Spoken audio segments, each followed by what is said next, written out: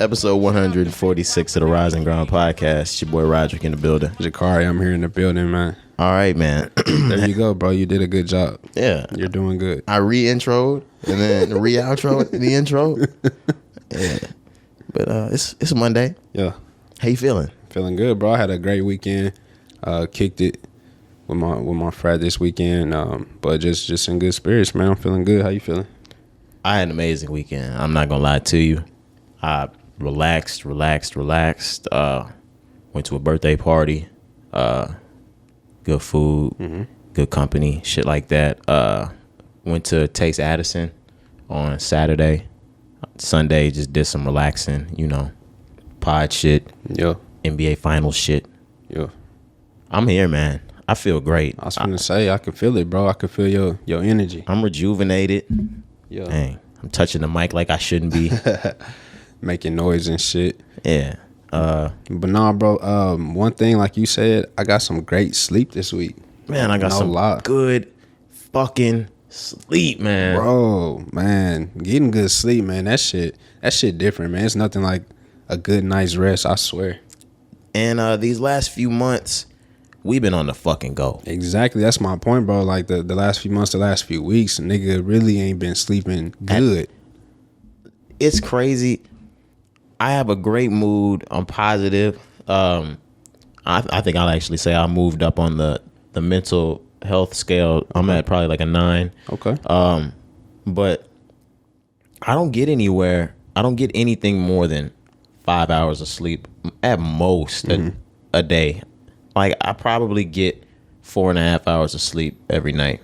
Something like that. I've usually always been good on about 5-6 hours, but when I am able to get like 7 to 8 hours, man, I feel really good about that. And then this week, like I said, I've really been able to increase that maybe to like more in like the 6-7 range. I'm not sure if I really got like a full 8, but still like it's been consistent. It was like multiple days where I slept good, nigga. So I'm feeling that, you know what I'm saying? Your body needs rest, bro.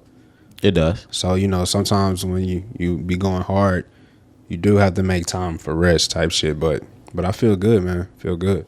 I feel amazing, man. I'm not gonna lie to you. It's a great week. Yeah, I can see it. This nigga cheesing and shit. I just did a whole lot of relaxing last night. Yeah. I went on Netflix. I saw Soul Plane was back on Netflix. They got a lot of the good shits. I think it's a lot of these people must have contracts for seasons of the year to have their content on Netflix, because certain points of the year you see Soul Plane pop back up. You see Forrest Gump pop back up. But I was watching Soul Plane. That's one of those that we've brought up on the podcast plenty of times. Every time I bring it up, I have to watch it. I did that. And it I thought about something different this time. Okay. No matter how much you hate your ex or you love your ex, let's think about the ones that we don't like the most. Are you hating if you look up and your ex cops a fucking airline? Not a plane, not like an Air Drake, like they cop the whole airline. I don't go ahead. Oh yeah. No, you said am I hating on that? A little bit. I was gonna say, I don't care how much we didn't work out, how much I liked you, how much I hate you. If you cop a whole airline, no, I'm hating. Yeah, I'm gonna be a little sick. I ain't gonna lie to you. I'm hating. Why you couldn't get that when we was together? Oh my gosh! And what pushed you forward? What pushed you forward afterward? The breakup. Oh my god! It's always the breakup, bro. Don't that be the worst? Niggas hate that. Let me tell them, bro. Niggas hate when you leave your girl and she bounce back with like another nigga, or she boss up on some job shit. Ooh. We can get into this because this is a male safe space. Listen, ladies, we want you to do terrible after we break up with you. Not terrible, but you can't do better than us. I was gonna say, you just can't, like, if you're doing better than a nigga, he gonna feel that. Yeah, like as long as you can do as good, you can do as great as you want. Yeah. You just can't do better than me. Yeah, that's when niggas get the hating for real. No, I take that back. No.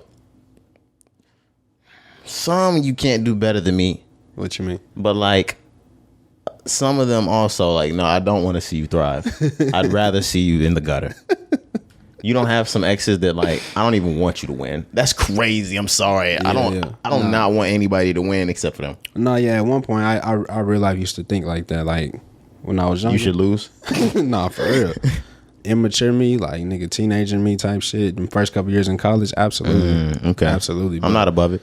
But now, nah, man, I don't really think about that too much. But no, I don't think about it. But when I do, I'm like, damn, I hope she's losing. Right. When you think about it, it is funny because you like, damn. Especially like I said, if you see her with another nigga, and okay, can you think about that dick in her mouth? Chill out, bro. See, I wasn't even gonna go there. No. But no, when so we talked about like the woman bossing up, but if she get a man that's bossed up, ooh, that hurt even more. Don't let this nigga have a good car, a house, and a job. Okay, because now we're getting into how males really feel about certain things. Niggas be hurt, bro, and we act like we don't. Man.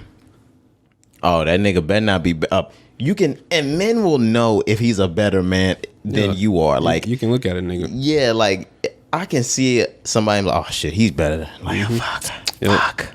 That's the shit. That's that hurt for real. None of my exes have gotten a better nigga than me. I'm not gonna lie to you. Nah, that's that hurt for real. There were a couple points in the past where I was like, oh fuck, this might get shaky. She might have got her one. Oh man, yeah, whatever. Like, but nah, that shit funny. But nah, niggas real life be feeling that. I swear to you. Absolutely. Especially like, cause you know they'll probably hit you with a little text. Mm-hmm. Hey, big head. Think about all the people that would be on the phone. I think about the opportunities and the spaces that one could be in owning an airline. I'm thinking about that now. Like, I was thinking about it when I was watching the movie. How the fuck do you not know you're sitting on your ex's airline? Like, if my ex had an airline, right. I would know I just bought a ticket to XYZ Airlines. Mm-hmm, especially because he was all in the commercials and shit. He was all front page. Like, I know you seen him on your way up. You bought a ticket to the first flight of a brand new airlines and had no idea your ex started it. Had no idea who owned it, period. Cap, she came to show that nigga that ring. Yeah, that was for the movie. Yeah, no, not even the movie. I'm talking about inside of this movie. No, she came to get that nigga back. Like, oh yeah. For real, she wanted to show the nigga she had bossed up. Women, we see what y'all be doing. Nashawn Wright, what's his last name? Wade, fuck. Sean Wade, that shit funny. The last thing that I was gonna get into, because I never knew if you knew this was real, the situation that happened to Nashawn or Kevin Hart in the movie. You know, people really died that way. What situation are you talking about? Having their anus stuck on the toilet seat. Oh, damn, for real? Yeah, it'll be to the point where like people's organs will get like vacuumed out of their body type shit through their ass, and they can't get up off that motherfucker. Damn. Man. Yeah, that's a real thing. You can look that up, guys. Yeah, and that you can take it to the bank. Is there a name for like the cause of death? Suffocation. No, I don't know. I was about to make some shit up. I was gonna say shit spilled everywhere. No, I have no idea. Wet floor sign shit, in that bitch, nigga. Frito pie. Frito pie. I'm sure. Well, it's gonna be mixed with cranberry. But oh shit, Frito pie. That's hilarious, bro. But yeah, I didn't know that, man. That's crazy, but it makes sense. Movies, they usually like base shit off of like real situations. You know what I'm saying? But I would have never thought that, bro. I ain't even gonna lie to you. Yeah, and they would owe me the same thing. 100 mil. Yeah. I need more than 100 mil. If you never mind. Nigga, my dog died. You killed my dog and you suck on my ass. Nah. Yeah, I'm gonna need 200. Yeah. I need 100 M's. Right? I need 100 for each one of them. But you niggas vacuum my ass. What? Oh, that's crazy. Yeah, I need 200 though. It's crazy that my dog's murder wasn't the craziest part about that. Right. Especially because he died so just horrible, bro. He got sucked into the what's it called? The wing. Nah, that's terrible if you're thinking about like your dog, but in the movie, that's hilarious. Yeah, that shit funny in the movie, no lie. That nigga say Ricky Lake. Dr. Phil. Dr. Phil, bitch. Oh man, that shit crazy. But now, before we get into it, so let's talk about, this week on Twitter, we had Oh my gosh, it was a big week on Twitter. Man, we had one of our tweets. You know what I'm saying? We've always been having big weeks on Instagram. Yeah, finally got some love on Twitter. Twitter's slow. Like we've told y'all about Twitter and how we've seen every era. Twitter's not the era to grow. No, as far as like trying to grow your brand or your platform, like Twitter is not that anymore. No, but we still use it. But anyways, this week, Chance the Rapper. Yeah, Chance the Rapper. He reached out to the pod. Shit, crazy. That's crazy.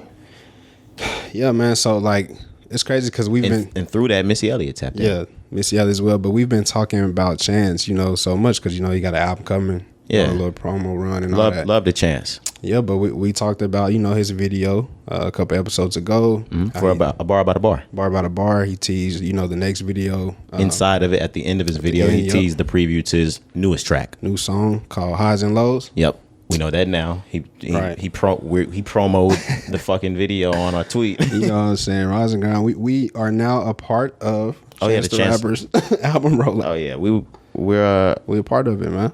We're the Chance rollout team. Yeah, that shit crazy. Oh yeah, y'all didn't know. Yeah. This all was time. This is an ad. I was gonna say it was a gimmick. If you click right here, you go ahead and get that pre-save link to his album. I'm about to say, if you click that link at the bottom, you'll get one song right now. It's his name. You actually get to pick what song it is. Right. There's actually two. You can either pick Child of God or you can pick A Bar About a Bar. I should put a link down there that you click. It's just me doing this. But Chance shit is real. Like the Chance, Missy Elliott, all that. Real like, talk, man. Real talk. Shout out to Chance. Shout out to Missy. Mm-hmm. They show love to us, which is wild. Shout out to everybody that reached out. Of course, people tapped in with us and let us know how they felt about it. But yeah. And of course, I knew what I was seeing from that video, but we were really kind of speculating that that's what Chance was doing. Right. Doing that old school feel.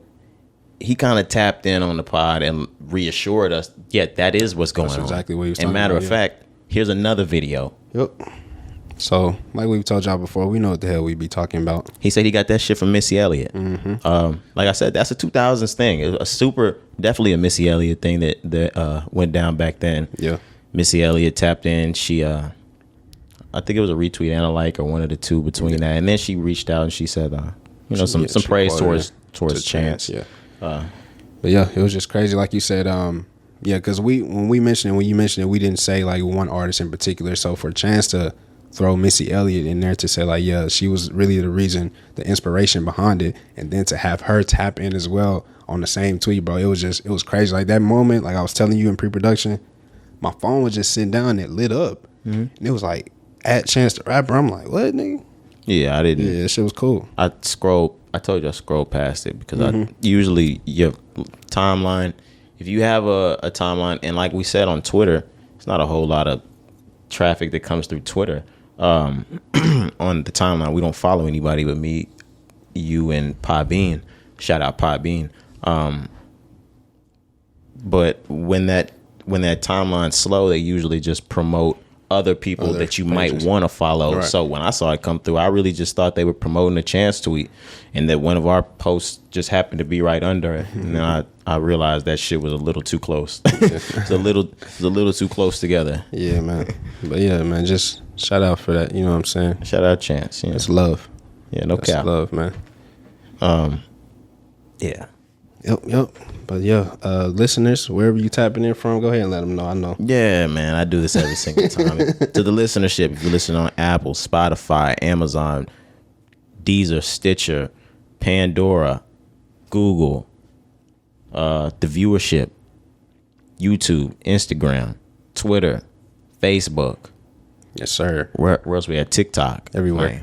Everywhere you can get a motherfucking podcast. Yeah.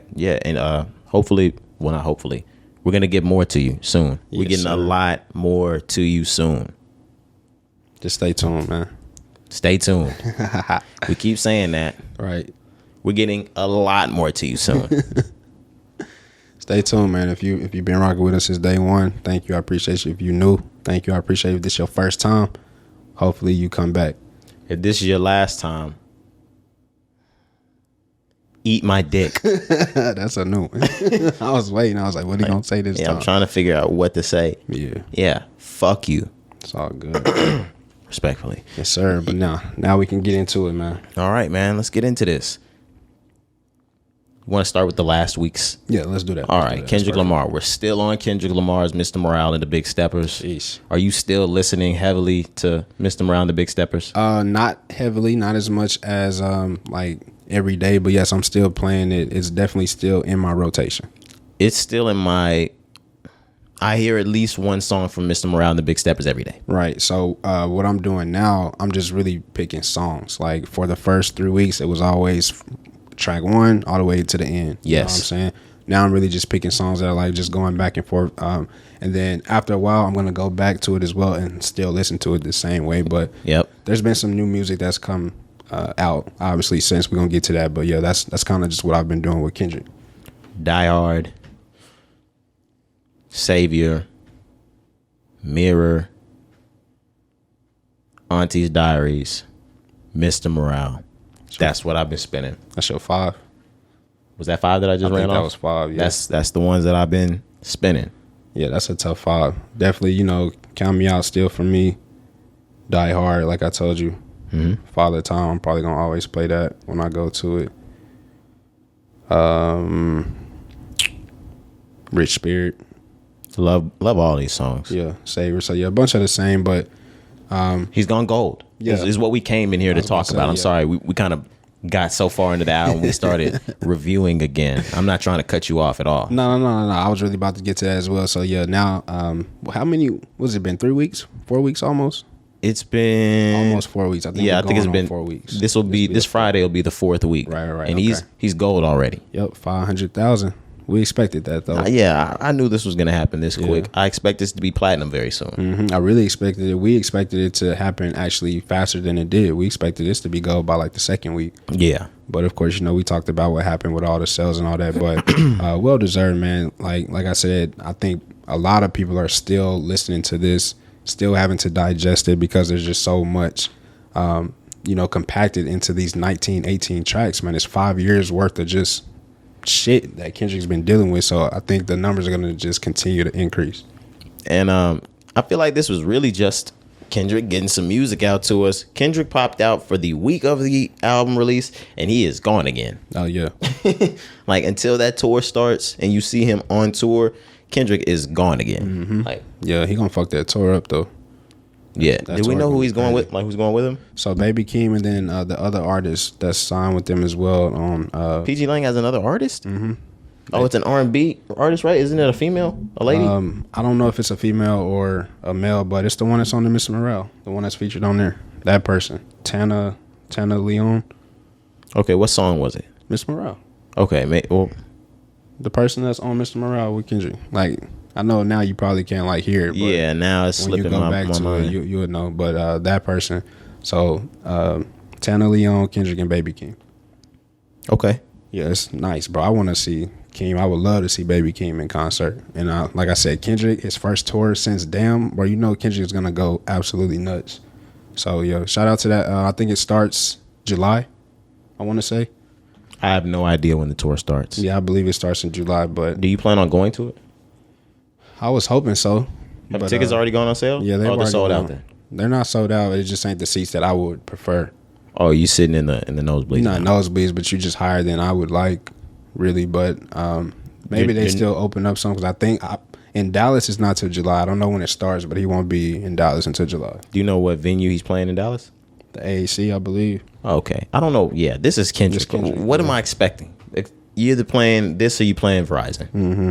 Yeah, Kendrick definitely at the AAC though. Okay. He's also got a We Cry Together short film out, the one that he did with Taylor Page, the song that I said I didn't really much care for. Now, if I can get my hands on this, if I can get way to see this short film, this might piece this together so I can like this way more the way a bar by the bar, when you put that video with that song, it's a great combination. You want me to get into this before we?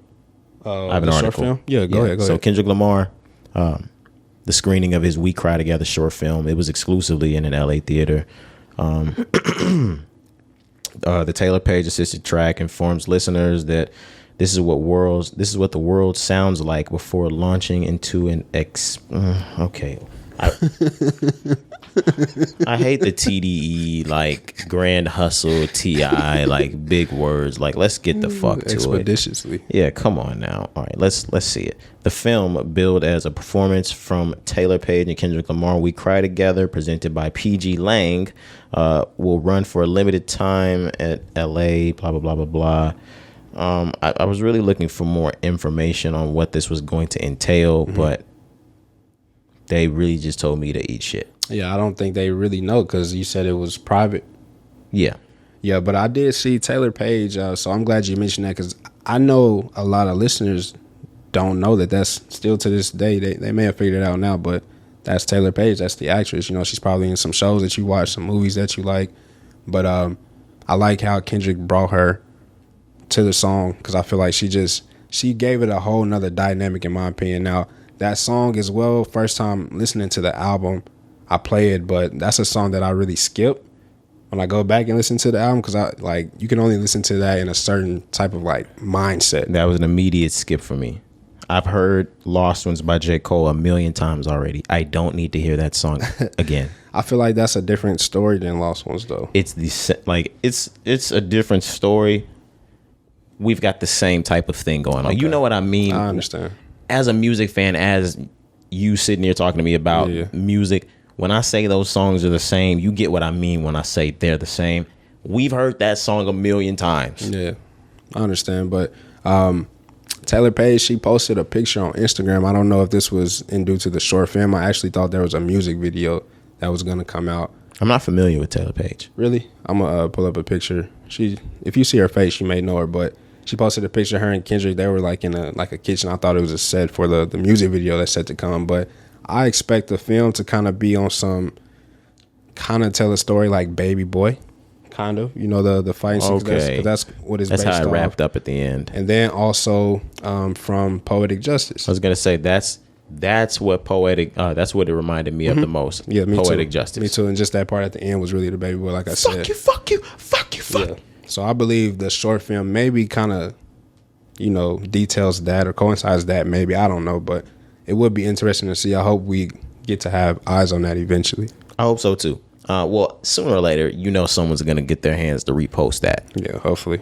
Or hopefully it's something that we can pay for. I'll pay to see me too. The short film. Yeah, that's like I said. that's gonna be something good to watch. And I enjoyed that song when I first heard it. Like I said, but I agree with you. Like actually having a film and a visual to go with it just gonna bring so much more to it. You know what I'm saying? For like a one-time watch, that'll be perfect. I don't know why this brought my mind to this because I was thinking of the age that we're in and us being able to put our content behind paywalls. Did you ever see the Boosie movie? No, I saw clips, but I didn't see the full movie. Did you? Yeah, I saw it. Shit, he did like $1 million off the hell, right? Yes, it was. We'll move on. I know it was like real hood, right? On some hood shit, based on what I seen. Imagine if State Property had a much lower budget, like way lower. Boosie was acting in that, right? Was he the main character? Yeah, he acted as him as a teenager, and he acted as him as an adult. Oh, that's weird. Hey, that's how you make a meal, nigga. But nah, you act, produce, direct. Yup. Market. I was just saying, distribute, makeup, all that shit, nigga. He was the trash man. Everything. But no, it's for a hood movie. Like in today's time, good, fine, good, and make your bread. Continue to make bread. He made more than an M. It was like 7. Oh, I was just saying, I know he made an M like quick, like nigga, super duper quick. Yeah, like within the first couple of weeks or so. He's got another movie coming out. It's from what he said, but I didn't mean to divert. That just kind of brought me there. Yeah, we can move on to the next topic. Mariah Carey, she's getting sued. Is that where we at next? Okay, sorry. Damn it. Did I skip all the way through all the new music that dropped? Yes, you did. Holy shit. It wasn't that good, except for, I mean, we'll get into what I thought, what you think was good. Yeah. Sorry, guys. We got music that came out. Post Malone, he dropped 12 Carat Toothache. Yeah, I'm going to let you go first. Tell us how you feel. This was a highly anticipated album. First, what I'll say is this went with no promotion. This album went without any promotion from the label. It went without any promotion damn near from Post. It went without a single, without a hot single. He had 2 tracks that came out, one with Roddy, one with The Weeknd. They both didn't catch. They didn't catch fire. He did it without big music videos that caught fire. Those videos, if he did one, they didn't catch fire. It just dropped. When it dropped, he has no rap on this album. I mean, not a fucking verse. He didn't spit a bar the whole album. Yeah, he didn't. This was all stony-ish type of music, but even a little different than that because it seemed like sober stony music. It didn't seem like that Woodstock stockish music. It seemed like a pop feel. Yeah, you potting, boy. And before I said last week, if he did an album that was all melodic, I was like, I can't wait. I want to hear that. I fucking hate this album. Yeah, because it's not really melodic. It's more this was my opinion on sing-songy. Yeah, I said that this album was like melodic. This shit was just commercial to me. I feel like this is just like a tour album. Like it's a lot of songs that are gonna sound good in concert. The fans are gonna be singing along. That's just what I got from it as well. Like you said, I agree that it's nothing like Beer Bongs. It's nothing like Hollywood's Bleeding, in my opinion. It's just stony, like a less version of stony. You remember, okay, we had Changes, Purpose, Journals, all that other shit from Justin Bieber. And then this last album we got. I don't even know what that is. The one that had the Peaches track on it. Oh. It was all alternative and like pop type shit. And it was on some, what in the fuck? Yeah. Now, this brings speculation, in my opinion, with Post and his label, because until you said that, I really didn't think about that as well. Like, yes, bro, when Post comes out, you see music videos, you see singles, you see commercials, you see ads, all this shit, right? This time, you didn't see none of that. Deals, partnerships, all kinds of shit. All that shit, you didn't see none of that. So, leading up to this album dropping, Post was supposed to drop his album a long time ago. Last year, damn near possibly 2020, but last year, like middle of the year, he said his album was done. He just was waiting on a release date from the label. The label wouldn't put it out. Yep. And so what we speculate is because they felt like coming off the pandemic, they wanted to wait until tours could be back because they felt like Post was an artist that needed the tour. I'm guessing saying they wanted him to make music that would sell out the arenas because they was trying to recoup from not, having a tour because of COVID. So I think that's what happened with this album, bro. Like Post didn't give us no half and half. It's just a lot of dark ass songs on this. So first off, and then it's just like you said, sing song. It's kind of boring, but I still enjoy it. I think it's okay. There's some good songs on here, but it's not my favorite Post album. In my head, there are the two things that happen. Post Malone had an album like this in the tuck the entire time, and his label was telling him, this ain't it. You need to find something else. And Post continued to persist. This is it. This is it. This is it. So they're like, all right, fuck it. You can drop it. Either that, or I'm thinking, which I really think is what happened. I think Post had an entire other album. That's what I'm saying. I think he had rap shit. I think he had something that would have been a hit. Yeah. And that when he turned the album in, they said, absolutely not. And you know what? That makes sense because he gave us that song last year, Motley Crue. Motley Crue is a rap song. And when this happens, in my theory, they're like, okay, if you're going to drop an album, you're going to put all commercial hits on that shit. You want to drop, you get the drop, but you're not dropping that shit. Yeah, and you get this. Up. It's kind of fucked up. And this is what we tell you about the labels. Even somebody as big as Post Malone, sometimes it don't matter. Because your signature is on a contract and they can literally tell you what the fuck to do. I would like to think it's that. Because if it's not that, Post just missed. Maybe he did, man, but he's still projected to do like 130, I think is what they were saying. He's projected to do 130,000 in the first week. Which is Post Malone. He's never gonna do under 100. He'll have the #1 album in the country. But to the album, like I said, man, I actually enjoy a few songs on this. So like the intro, I really like. I believe it's called Reputation. Even the Roddy Ricch song. So it came out weeks ago, and I told you I really didn't like it. It sounded better to me in the flow of the album. The song is ass. Nah, man, it sounded better in the flow of the album, in my opinion. I think Roddy Ricch. Never mind. Yeah, I agree. The same shit like we said, like it's not really a song or a sound for Roddy Ricch, but in the flow of the album, it sounds better. I promise you, to me, it sounds better. But outside of that, man, let me look at the track list really quick. It was 14 songs. The last song was a voice recording, but it got really dark on this album. Like maybe like you said, Post is sober. Maybe he's dealing with something. That's kind of what I felt like. He was talking about drinking, like he drinks beer, but he's like drinking his ashes out of his beer can. Yeah, he's like I ashed in my beer cup. I don't care. Like he drank it. Just shit like that. I'd be like, Post, are you all right? Well, as a smoker, I know shit like that can happen, but he mentioned it multiple times. Like this is just something that he does. Have you always thrown the drink out? Like you never sipped it with the ash in there before? No, I'm saying I know as a smoker that shit happens, but no, that shit's never happened to me. I've never had the shit that close together. I'm too smart for that. I don't want my ash next to my drink. That just sound like death. Well, if you smoke enough, it'll happen. Yeah, that's why I say I'm not, I mean, and if you're high enough, you don't want to get up and get another drink. So this is normal activity. It's not a normal activity to just drink ashes. No. Nigga don't have no insides. Have you ever had like something that might have been you were little, something that might have been in the cup, and like you trying to drink, like you trying to float the water around? Yeah. You got to play ash cup. I guess, man, but he's doing it with cigarettes. That's crazy. Yeah, that's another thing. Like I know that shit stank. But Post, what were you saying? There's just a few songs, man. I like Lemon Tree, Euthanasia. That one's okay, but man, it's just not the Post I was expecting to hear. But I mean, it's all right. It's all right. Like I've never like not felt like this on the last 3 albums that he dropped. Even Hollywood's Bleeding, it wasn't my favorite, but like he had shit on there. I'm like, oh no, shit on there that I love. Exactly, man.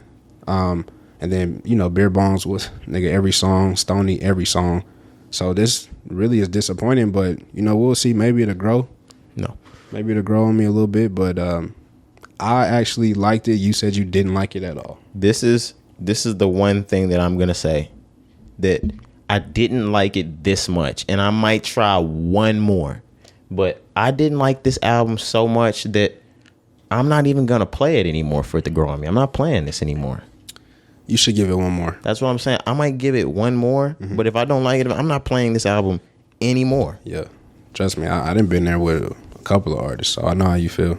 I love Post Malone. Hollywood's Bleeding was a step down from the work that he's done before, and I still loved it. This, I can't get with. I'm gonna try it again. Yep. But majority of the songs on the album I cannot get with. And like we said, if you're looking for Post Malone to rap, if you're more a fan of his rap than his alternative or his singing, just know going in, like, you're not gonna hear any rap. If you're a fan of his alternative, it's not even the same as that. Yeah, it's not Beer Bongs, bro. Like, it sounds so different from Beer Bongs. It's not Beer Bongs or Stoney or Hollywood's Bleeding, because Hollywood's Bleeding was more like rock. He went more like Ozzy Osbourne on that one. This one is not even that. I'm even thinking of I'm thinking of songs on Hollywood's Bleeding that weren't even like super rock. That he just did his thing. Yeah, it's no comparison. I'm playing some Post for my song of the week. Okay, not from this track. I mean, not from this album though.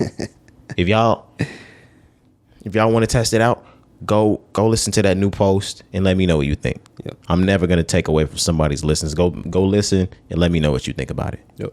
I am not a fan. I'm a fan of Post though.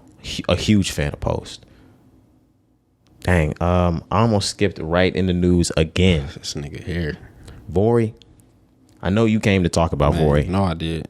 Vory dropped his album Lost Souls. Yes, sir. Did he have singles? Yeah, he had two that came out. One, Do Not Disturb with Nav and Blue. Right. And then he had The Daylight that came out with, in Blue. In Blue. You see how I did it? Yeah. Okay, respect. We're not gonna do him like Lil Bow Wow. Nah, man. Not gonna do him like well, I think he wants to be Shad Moss, but but no. And then he dropped earlier in the week, last week, Monday, he dropped the Daylight track with Ye. Oh, I thought you were saying Bow Wow dropped another name, and now I was like, damn, what is he, just Shad? Hell no. Moss? Hell no. Mr. Moss. X, that's what that nigga Randy name Moss? is. Randy Jackson? Right. Tito? No. That's how fast, how deep dive in the shit. Bro, this nigga crazy. But no, to Vory Lost Soul. So I was saying the singles, Do Not Disturb, and then Daylight with Kanye West. But man, this album, man, I tried to tell y'all about Vory. Nobody wanted to listen. I need to listen to this still. Bro, this shit is fire. I haven't heard this album yet. I haven't. Fire, bro. Shout out to Vory. I know we played a couple songs, but yeah, you gotta listen. You gotta really listen to the album from one to finish. I heard a couple that you sent me over the weekend, and then we heard some during pre-production, but not to where I'm listening, looking down. Oh, this is number this is name this. Yeah. I want to do that. Yeah. So, but Vory got into his bag, man. He really showed all sides of his talent. So Vory can rap, Vory can sing, Vory can get on a hook. Like there's a lot of songs where he's just on it by himself, and those are the best songs on the album. He only has a handful of features, maybe like 4 features out of 14 songs. Throughout these features, he's one of those ones just like Baby Keem, that throughout the features that he did in this season coming up, you already knew how the fuck Vory was getting down. Man, bro, that nigga just like, he has one of those distinctive voices. I think that's what gets me. Like when you turn on, you turn on somebody's music, you like, okay, that's how they sound, and nobody could sound like that but them. And the Kid Laroi. Bro, stop. You gonna stop that? I'm gonna tweet, I'm gonna search both of their names together to see if anybody thinks the same thing that I think. Nobody thinks that but you. But Vory is like an R&B talent, nigga. What are you saying about Kid Laroi? He is not an R&B talent. Okay. Man, do not play no Kid Laroi on this podcast. Bro, you're not gonna do Kid Laroi like that. You definitely not doing it. What you finna play, bro? No, I'm not playing anybody. I'm just looking through tweets to see if anybody's saying that they sound similar. But yeah, get back to the album. I thought you was finna play some music. No. But no, man, this is a great listen, man. From start to finish, he got into his bag. There's a lot of interludes where the beat slows, the beat changes on some old Drake shit. Man, he went nuts. Vory's gonna gain a lot of fans from this album. Definitely a lot of fans. Get that shit out of my face, dude. We're looking at tweets of people say that Vory does sound like the Kid Laroi. Nah, man. Because they're really the same nigga. One of them had a white father, white mother. Bro, shut up. Black father. How did Kid Laroi come out Australian if they're both? Yeah. I don't even know why you even made that comparison, man. But after listening to this tape, you'll never say that shit again, though. I promise you. That's a strong thing to say. I'm that positive, 100%. But you don't listen to Kid Laroi like that But I know what he sounds like. I've heard him. But you're saying that he's so good that Kid Laroi could never be this good. Yes. Now Kid Laroi is gonna get more acclaim because of his lane that he's in and his backing and shit. Yeah. Right. But Vory is a talent. Jay-Z didn't call Kid Laroi. Jay-Z and Beyonce didn't call Kid Laroi. They called he's white. Vory. I don't hear that shit. It ain't because he white. Has Jay-Z ever called on Mac Miller or Jack Harlow or any of these other niggas? He fucked with Mac Miller. Jay did. He tweeted that. He fucked with Mac Miller. Mac Miller fucked with Jay. I don't know if Jay fucked with Mac. He said he did. After he died. Nah, it was when he was alive when he said that. Word? Yeah. Because you remember the picture Mac Miller got, he blew it up, the tweet. I thought that was just a tweet of him saying something about. Nah, man. So Jay used to go on these rants on Twitter where he just every couple of years. I do remember. That's back when he had the lime, the light blue background. Blue background, yeah, just SC on that. Huh? But yeah, he said he was just naming a bunch of rappers that he fuck with. You know what I'm saying? So it was just a whole list, and then he was like, "Yeah, Mac Miller, nice too." Okay, yeah, it was a separate tweet, and he was like, "I fuck with Mac Miller too," or something like that. Yeah. So yeah, big ups, man. But to Vory, bro, like I said, you got to play the album. Hopefully we'll come back and just talk about it off camera, how you feel. But to the listeners, man, I promise you, Vory is a talent, and he's gonna just get way more fame from this, bro. Nigga was with Kanye on Donda. The Daylight song is actually from the Donda sessions, the first round of Donda sessions. I think it was kind of just like a track that Ye really just kind of just gave to Vory, because I heard that last year. But in the flow of the album, bro, it sounds great. All right, man. Yeah, I'm definitely going to check it out. I'm not opposed to listening to new Vory. I know he's great. He's been sought out by some of the greats within the last year. So, can't wait to hear this. Yes, sir. We had a lot of singles, but I didn't... Yeah, we can just name a few just real quick. That CMG single came out. What was the name of that track? Big League. I like that track. Yeah, that was cool. They got everybody on the whole label. They're dropping a label tape, CMG tape. Moneybag on there, Mozzie, everybody. The chorus is cool. Like, yeah, they really got in a bag on that one. They not stopping. Them niggas is hot, bro. They are on a fast track. It's summer. You know what I'm saying? They know it's the best time of the year for a label to catch fire and hold that fire, especially when every artist you got is tearing it up. Yeah. So yeah, that it makes sense that a label tape is coming. So we'll probably get it by like the end of the month type shit. All of their solo tapes are coming too. All of them except for Free 42 Dog.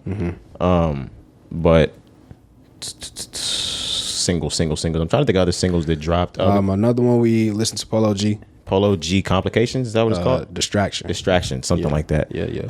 That's good. I had been hearing this song via the preview from the video a lot, because I forgot the name of the guy. He's a YouTuber, but he's starring in the video for him. They kind of look alike, so. Oh, okay. I'm gonna have to check that out. Yeah, it's a good looking video. It's a famous YouTuber, you said? Yeah. Okay. I'll have to check that out.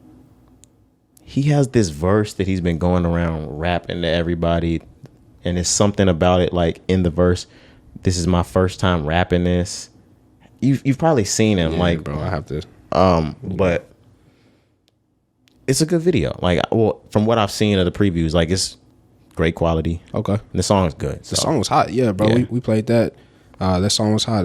Polo G always has those kind of loosies, those singles that always kind of just linger around. You know what I'm saying? Like, he drops them here and there, and they kind of just last. Yeah. Last year throughout the summer, that one where that went number one. What was the song?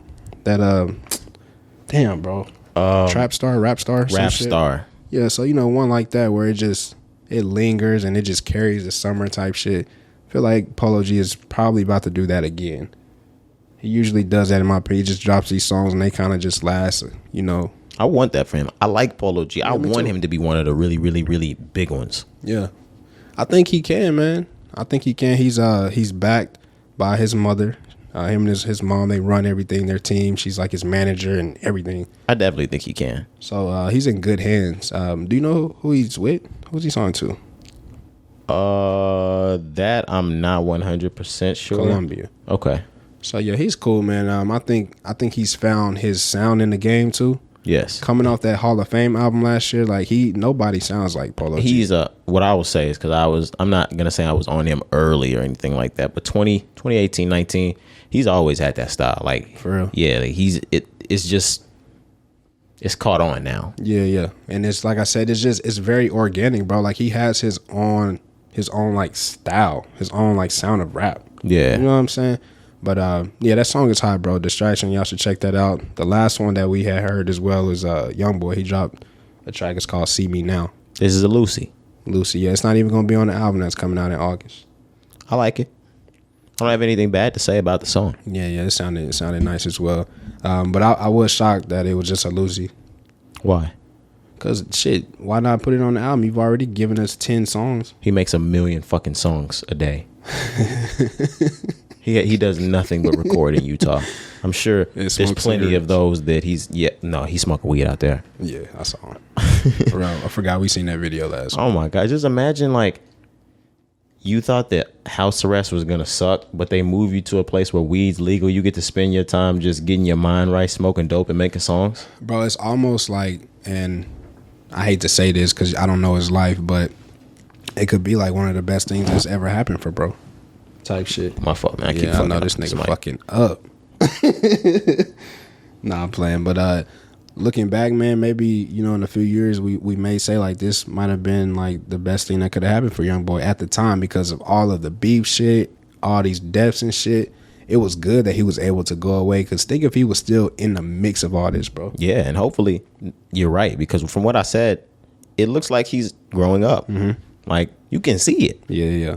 You can hear it. Mm-hmm. So, yeah, hopefully it just stays, man. We can only wait and see what happens to YoungBoy once this probationary period is over. Do you know any updates, any dates? When that ends? Yeah. No, I'm not sure when the Utah period of NBA YoungBoy's life ends. Yeah, NBA YoungBoy's life. But nah, yeah, we'll definitely keep an eye on that. It's an era. Yeah. For NBA YoungBoy fans, like the same way I say shit about Kanye stuff, like they're in an era. Yeah, they're in the Utah era. Yeah. Man, that's crazy. What is he, a jazz player? Fuck. The Utah effect. But yeah, do we have any other singles that we were getting to? Nah, that was really all that we played. All right, man. I was gonna say, now we can get to where you've been trying to get since we started the goddamn pod.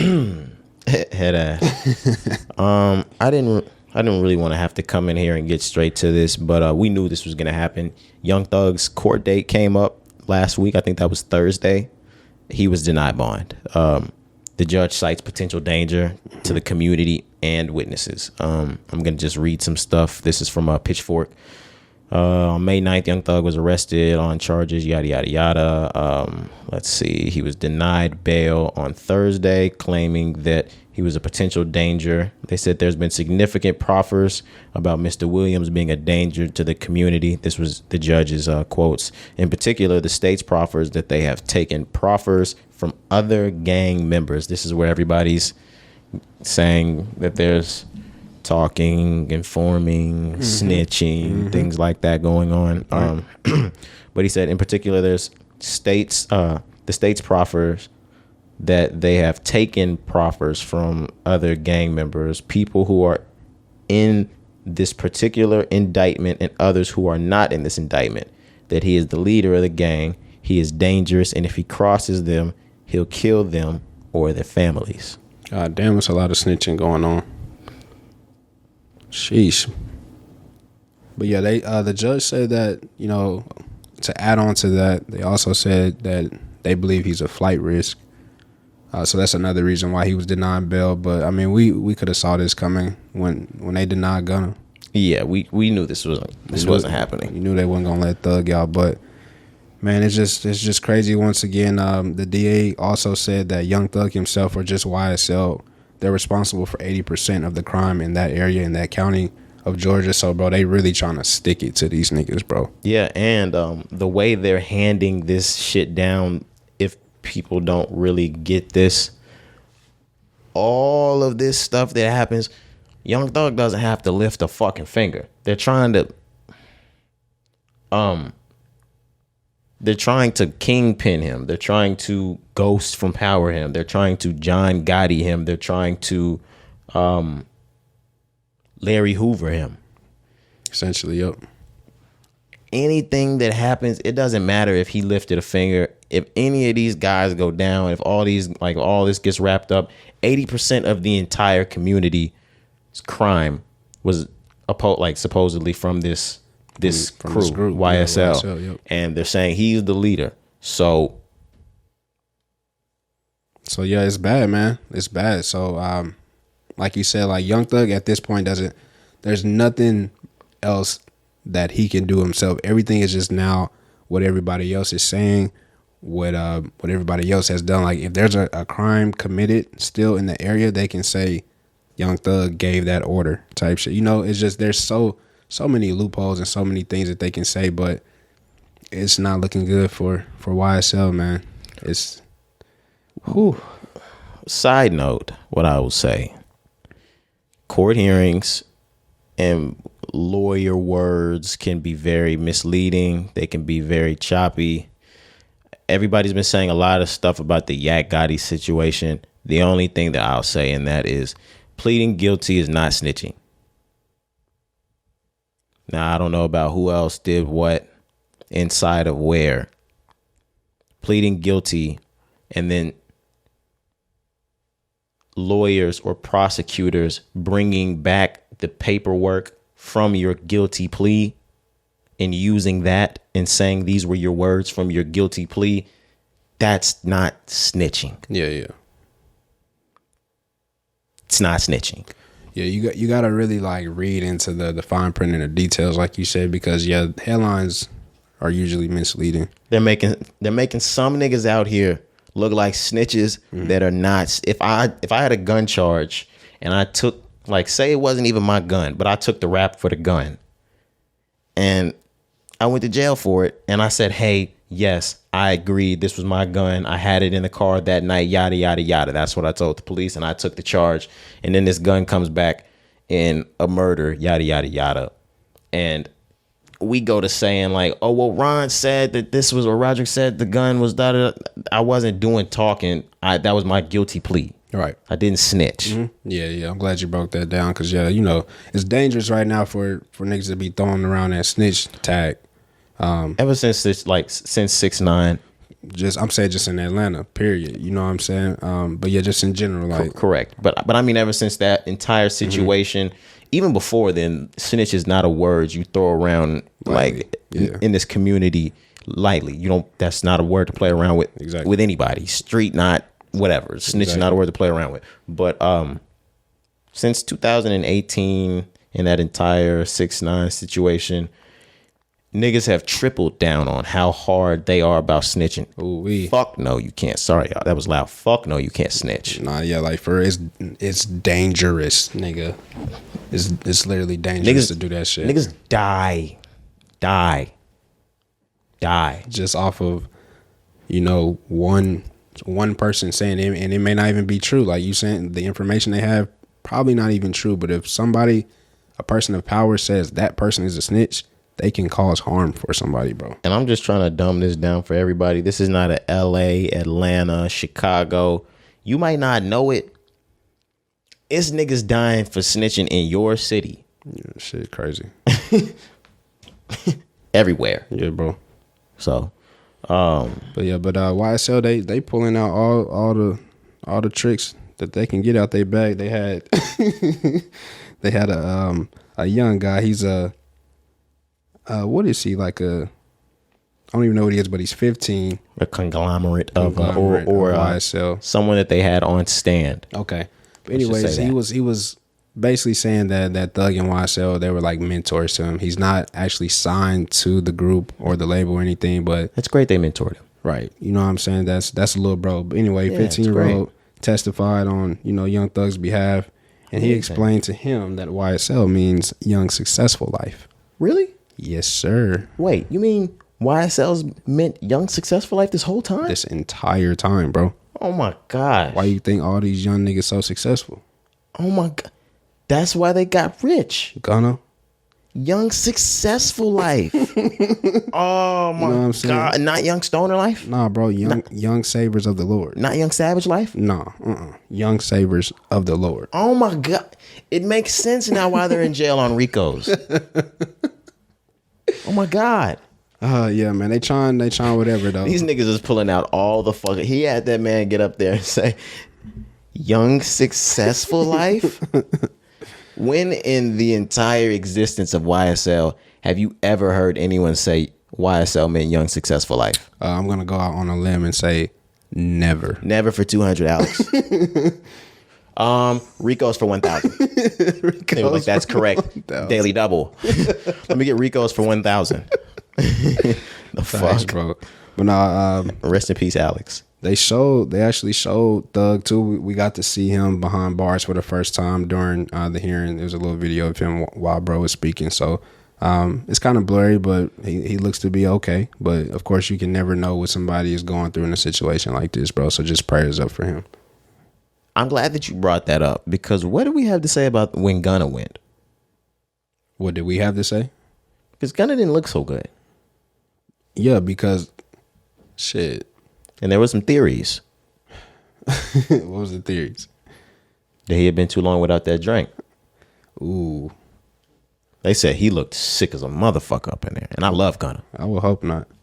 Like, you saw the pictures, right? No, yeah. But I'm saying because going back to his album, you know, he talked about how that shit almost killed him. And you would think that you would stop or try to wean yourself off of it. Holy fuck, yeah. Pray for them niggas, bro. That nigga do look sick on the hell. Shit, my bad. But nah, prayers up for YSL, for Gunna. All them niggas. Maybe he's just sleepy, bro. You think Chloe's standing by his side? Nah, they for sure never in a relationship now. You said what? I said they for sure not claiming each other now. Okay.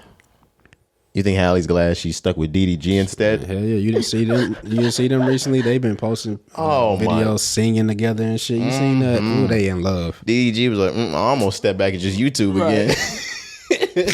Facts. DDG about to YouTube again in this bitch. He was like, I can still get my videos back up. Right. Yeah, but I've been seeing them pop out. But I just wanted to bring that in because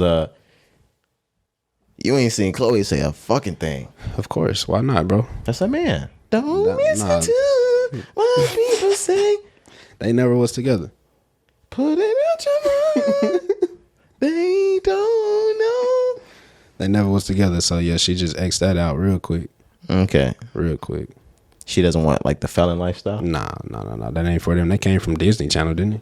They came from Beyonce. Beyonce called them. She called Chloe. She was like, you serious? She's like, listen, I just did this with this nigga Jay. Right. You don't want to do this. Facts. They people was probably pissed. They parents. Chloe? Hell yeah. When they found out that she was dating Gunna? Right. Her dad was. Because, you know, moms, they're oblivious. Like, yeah. They try to see the good in everybody. Especially if it was like... If she could have got away with just like with saying he just smoked weed, oh my gosh, they probably thought he was perfect. Till they brought that till they saw that picture of him huffing that. You saw that? You remember that can? Oh my god, yeah, Gunna be doing some shit, bro. That's why I say. That's why his album was so good. Just to talk about him really quick before we move on. But He's on drugs. He was, but he was. Nigga, he damn near died. You know what I'm saying? So he was trying to live better. It seemed like he was only smoking dope. Let me say weed. We say dope. But he was only smoking weed at one point. At least that's just what he made it look like. But who knows, bro? I'm not gonna speculate on that shit. Oh, he was definitely on that walk. That walkster. That master walk. Yeah. He was on that walk. That master walk. That'll walk hard. I think we've had enough of the Young Thug YSL talk. Let's move on. We're still in legal trouble. Mariah Carey, she is being sued for copyright infringement over her legendary song "All I Want for Christmas Is You." Yeah, I find this weird as hell. Yeah, you guys are about 30 years late. Right. Like if you wanted to pull this down in its height, its peak, I figured you would have done this in the 2000s, maybe the late 90s. Yeah, why now? That's my question. What is it now that's causing you to want to do this? Mariah Carey was sued on last Friday, over her 1994 Christmas classic, All I Want for Christmas Is You, by a songwriter who said he co-wrote a song with the same title 25 years earlier. In a complaint filed in New Orleans federal court, Andy Stone is seeking at least $20 million in damages from Mariah Carey, her co-writer, and Sony Music Entertainment for copywriting infringement and misappropriation, according to other claims. Yeah, that's just weird as hell, bro. This is straight from CNN too. So she performed this hoe literally every single year, and this nigga probably been trying to build this case for a long time. Who did they say it was?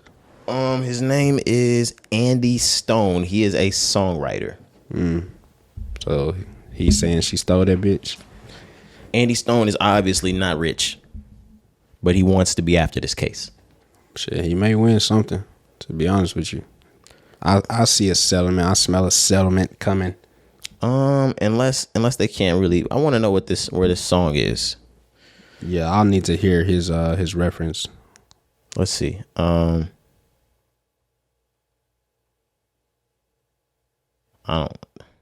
not there. He's not on Apple Music. Fuck him. He's not on Apple Music, guys. Not. Fuck him. You want the YouTube that shit? Yeah, no. If he's not there, let's get this nigga right up out of here. But that's Mariah Carey. Mariah Carey is gonna trample over this nigga in court. Think so? Absolutely. Yeah, especially with a song just like this. This is like, nigga, this is her biggest song ever. So I really, I agree with you saying like he's definitely probably had to been working on this for a very long time to even like have this gain as much traction as it has gotten to this point. This is one of the biggest songs of all time. Yeah. Was what was the song that Lil Nas X beat of Mariah Carey's? The Old Town Road? Yeah, that stayed number one forever and ever and ever. Mariah's Carey. Because it wasn't this track, was it? Was it another Mariah track? Because if it was this one, yeah, I don't know. Because if it was this one, this is the second biggest, like the second biggest song in history. I would think there's probably like top 25, some shit like that. The biggest songs of all time. Yeah. But anyway, I don't see them coming out of this a winner unless they've got substantial proof. Yeah, we'll just have to wait and see. 20 M's? Mariah not coming off no 20 M's. She gonna call Nick. So like, look, the kids are ready for college. They need 10 M's each. Oh God. Wait a minute. We need all your wild and out checks. Nick gonna be like, which kids? Me, bro, got like 11 of them hoes, don't he? I don't even fucking know. Yeah, he got a lot of children, bro. I mean, nope. If you can think about that on any upside, it's that at least he got to fuck a lot of bad bitches. I mean, yeah. That's no, there's no other upside. I mean, and there were a lot of blessings brought in the world. Mm-hmm. Yeah, he got a legacy to be left behind. That's really the positive there. You know how many niggas? This is another side thing. You know how many niggas probably hate calling their kids blessings? Oh my gosh. What? Probably ruined your motherfucking life. I wanted you to say it. Oh my gosh. I had this conversation the other day, like about like potentially having a child, and Shorty was like, "Yeah, that would probably turn your life upside down." I was like, "No, yeah, absolutely would, absolutely would create a drift." But yeah, I mean, but he said create a drift. But nah, man, you got to think about it though. It is a blessing for some people. Some people that is a blessing. Some people that does change their life. It should change your life having a child. I mean, yeah, but not for everybody. We know that. But I'm saying like some people. You Brenda's got a fucking baby. Hey.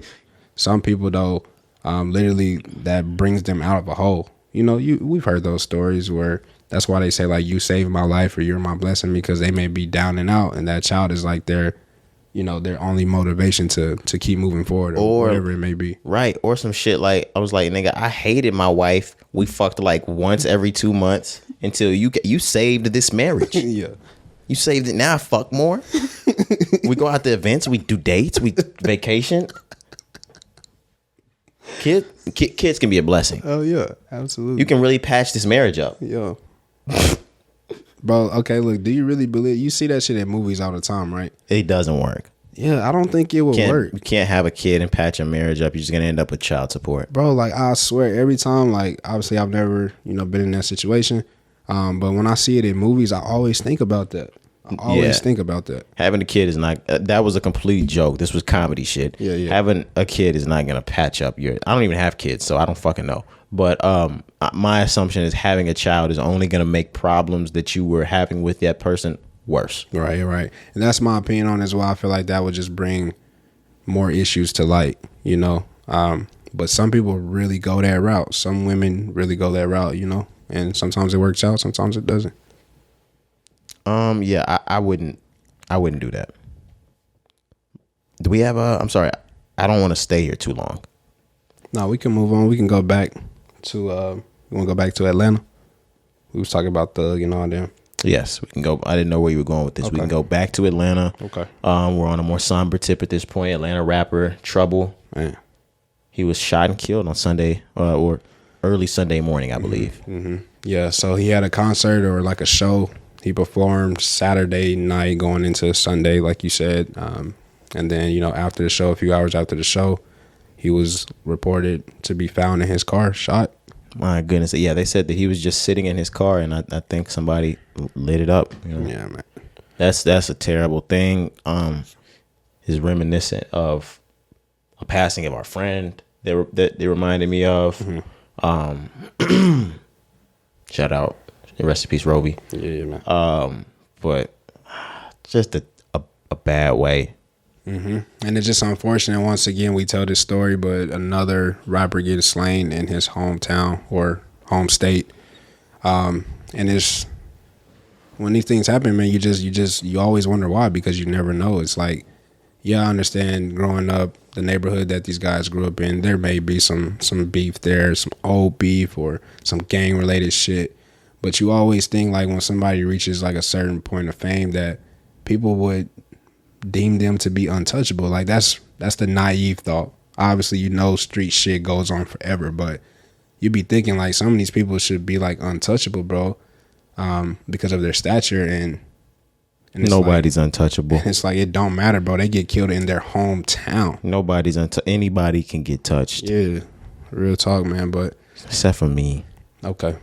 I'm just kidding. Like I'm sorry, I shouldn't have joked in this instance, but that was a joke. It's really hard to do it though. Yeah, man. But Trouble, you guys have heard him. Him and Thug used to rap all the time. He always had his own tapes, but man, just another unfortunate situation. Rest in peace to Trouble once again. Absolutely unfortunate. Prayers out. It's even the worst when you hear this man has children. Children, man. Family. Yeah, I mean, family, of course. Everybody's got family. Well, not everybody has family, but just the kids parts hits a little harder. Yeah, that always hurts the most, man. Always. But rest in peace, condolences, prayers, love out to the families and friends, people that was close to Trouble. You never want to see shit happen like this. That's the way just the way the world turns. Yeah, man. Atlanta's just it's not looking safe, man. A lot of places aren't looking safe. Atlanta's a war zone right now too. Yeah, Atlanta's going just batshit crazy right now. So just to everybody, like you said, I know it's everywhere, but just stay safe, man. Like it's getting wild.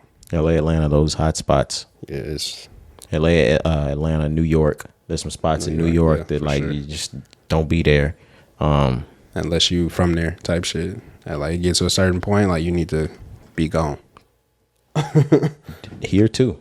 Like, yeah, everywhere, bro. Yeah, like now I was really speaking more of the Dallas side. Sure. I mean, there's Fort Worth places too, but like in Dallas, and if you're not from those spots, don't go to those spots. Fort Worth too. Fort Worth is really a place that like you already don't.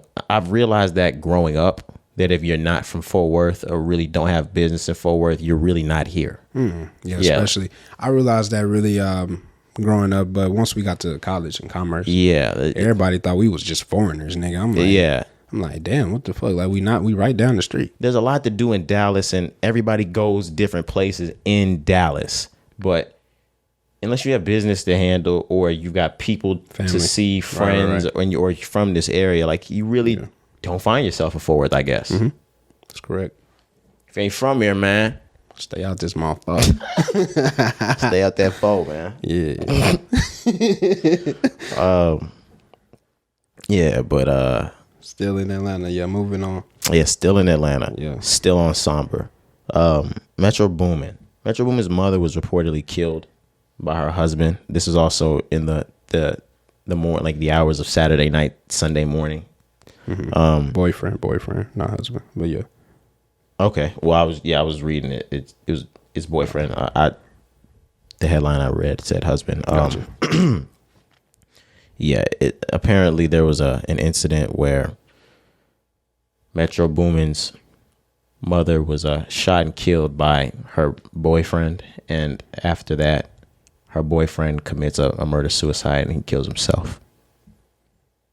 Yeah, I hate that, man. Yeah, I don't have any words. Not that anything's worse than anything else, but those murder suicide things really fucking get me. Like, you could have left, if you were gonna do that, you could have left everybody out of this. Yeah, it gets selfish, man. It gets very selfish, and it may be husband. I try to correct you just because of what I had saw at first said boyfriend, but what I'm looking now it says husband, so it may be husband. But oh my God, man, I just can't even imagine that happening. You know, being Metro Boomin, waking up to some news like that, bro. Like that shit would just take me out. That shit would take me out, bro. Like I can't even imagine. Yeah, that. I couldn't imagine. I don't want to imagine that shit ever, man. Like, it's a different feeling between a son and a mom. You don't want that feeling. mothers that got sons don't want that feeling. Like you don't even want to picture that thought. Like you don't even want to. Nah. And me as just who I am as a revenge or a vengeance type of person, the way that the husband handled this, I'd never be able to live with it. Fuck no. Especially knowing that I could never get any type of, I could never even see you on your, like, even if I didn't get hands physically, I couldn't even see you on your day in court. Like, I could never, like, I'd never get over this one. Yeah. You're saying, like, from the stance of Metro, right? Yeah, like, I mean, like, that happened to you. Yeah, to like, yeah, okay. If, say it wasn't a murder-suicide and it was just a murder, okay, in my eyes, I'm going to see you again. Okay. Like, if I can't get my hands on you before you go to jail, I'm going to get to say what I want to say. I might even get to jump over this fucking rail in court. I do what I got to do here. Gotcha. But when it happens like this, you take my mother and you take my satisfaction, my my vengeance. Mm-hmm. Yeah, I feel you. But man, just prayers up for Metro Boomin. He's definitely, he's gonna be away for a while now. So just prayers up for him. I hope all the artists that work with him, all the other producers, everybody that's close, I hope they just check on bro, because I can't imagine what he's going through. Oh, you ready to just stay here one more time before we get back into things? Okay. There was another shooting. This time it was in Philadelphia. Let me just I have this up already, but this is it says several active shooters. They were in a popular Philadelphia area that left 3 dead and 11 wounded. Was it like at a certain event or something? Let's get into it. It says a bustling entertainment district turned into a scene of carnage where multiple shooters opened fire in the South Street of Philadelphia. Officers were patrolling the South, blah, blah, blah, blah, blah, blah. It was obviously people were outside. It looks like it says shortly before midnight on Sunday. Mm-hmm. So yeah, I mean, man, it's like we talk about these things every week now, bro. Are you desensitized yet? Nah, like I still the same stance. Like I see it. This one I didn't really get to read up too much, before coming in, but same thing, man. Like I see it and it's just like, what the fuck? Like here we are again. You know what I mean? But I still feel the same way that I said last week. Like it's scary. Like we can't go anywhere. And in this instance, the scarier part, unless there have been updates, there have been no arrests made.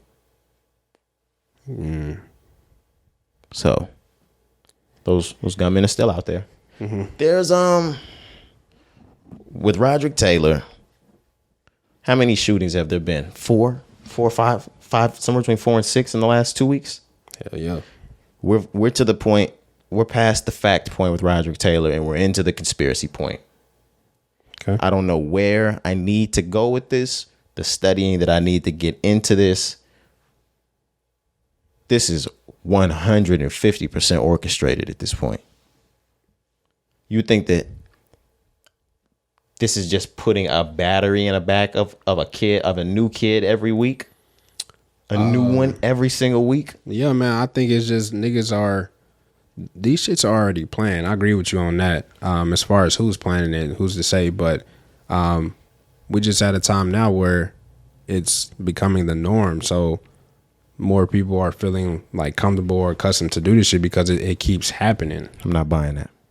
I'm not buying that one person felt comfortable out of nowhere, and it's happened damn near every day for 2 weeks now. And it didn't happen for the last 6 months to a year.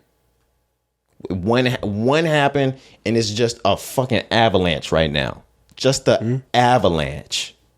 Like I said, I mean, that's just my stance on that. I haven't really done too much reading as far as to say what's a conspiracy or not. But I think with anything, when you see, regardless of what it is, when you see it become a trend, or you see more people talking about it, or you see it getting more following, of course that's going to lead you to think that you can produce whatever that may be for you, so that's just my stance on it. But obviously these things, majority of them have been planned, because the Tulsa, Oklahoma one, that one wasn't necessarily planned and thought out. I don't have too much information about this one either, Philly, so I can't really say that, but like the other stories, like you'll hear, like, you know, niggas will write a manifesto. They'll have like a writing of what they plan to do, and, you know, it'll all be like wrote out and shit. But in your stance, I can see why you would say that. Like, in my stance, there's a reason. Like, there's a reasoning behind this. I'm not saying that none of this happened. This is all real. This is happening for real. This is in real time. But you know, I don't think you get this in this magnitude, in this quantity, by chance. And that one kid sees this, and then the next kid does it the next day, and then that just sparks the next kid the next day to do it, and it just sparks the next two kids to bullshit. I don't know how. I don't know. I need more of my own studying to bullshit. So that's just where I sit with it. Yeah, I feel you. You have good reason to believe that, like I said, because it's happening so frequently. It's happening out of nowhere, and at the same, you know, multitude. Like, there's multiple killings, there's multiple, you know, deaths and shit. So where was this in February or January or before? Mm-hmm. I mean, of course, like, this gets the big ones get, you know, the most news and shit. Shit like this happens all the time. We know that, but I know what you're saying. Like, up until like. This didn't happen, of course, until schools started going back face to face, things like that. But there was a point in time where during the pandemic, during the lockdown, there were actually numbers, like statistics, that like there hadn't been a mass shooting in this long, or in a year there had only been one shooting, or there had been one mass shooting, or there had been to the point where we've gone to where like 6 in like 14 days, guys. We had like 40 deaths in just mass shootings in a month. Sometimes I hate the summers, bro. Sometimes I really hate the summers. That's the heat. Summertime brings bullshit.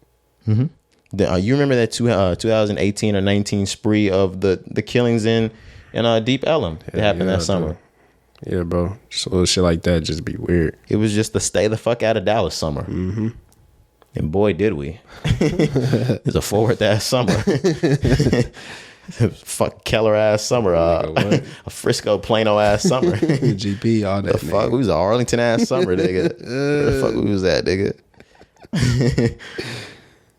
you bet we were out of there, nigga. But still, prayers up. That's insane that this continues to happen. Yeah, I mean, like you say, you asked me if I'm what'd you say, if I'm getting desensitized to it? A little bit, man. Yeah, like you said, when it comes across your screen, it's just like, oh, you know, here we go, another. And if you already have things going on in your life, or you have something that you're dealing with, of course you're just gonna swipe by, and you're not even gonna, you know, think twice about it. That's just where we are in our world now with social media. We get things so fast and instant that you really can't spend too much time with it, because the next day or the next week there's another one, so you can't even fucking grieve from the first one. Like the kids, we not over that shit. We never gonna be over that shit. And then boom, the next week, here we are. That's one of the theories that I pondered, but I don't think it could be that easy. Maybe this is just a time period of us getting acquainted and super comfortable and desensitized to seeing death. Yeah. And that's weird. A lot of things that happen behind your eyes are weird. Yeah. Like behind your scope of thought. Like the things that happen, the boondocks, the unknown, the things you don't know. The unknown unknowns get that fucking weird. I feel like I have one of those unknown brains to where I don't have to have the truth, because we'll never know the truth about everything. Yeah, I'm definitely that way as well. Depending on each situation and shit. But yeah, I want to be able to form what sounds the most realistic in each situation to me. For myself, exactly. Yeah. Now, if something's clear-cut fact that we can prove, that's fact. This tree grew out of the ground, so this tree is a tree. Exactly. That's fact. We can't debate that. But things that you don't know, I form my own opinion. I can form my own opinion because you ain't right and I'm not right. Like we both wrong. I was gonna say, exactly. Nah, I definitely feel you on that, bro. Yeah. So yeah, I call bullshit, and we'll we'll have to see more. Even if we never do see. But on to the lighter topics. Let's get back to it. Let's get back to the news. Okay. LeBron James, Black Excellence. Hey, man. LeBron James has hit $1 billion. Ooh, nigga became the first active player to be worth it while the nigga is still playing. That's bro. crazy. Yeah, Jordan didn't see that while he was playing. No, sir, he did not. Billy, why you still lacing him up, bro? Come on, y'all. Is LeBron the greatest of all time, fam? Before we dive into it, is LeBron the greatest of all time? Basketball? Just, yeah, in general, nigga. Like, It's not Michael.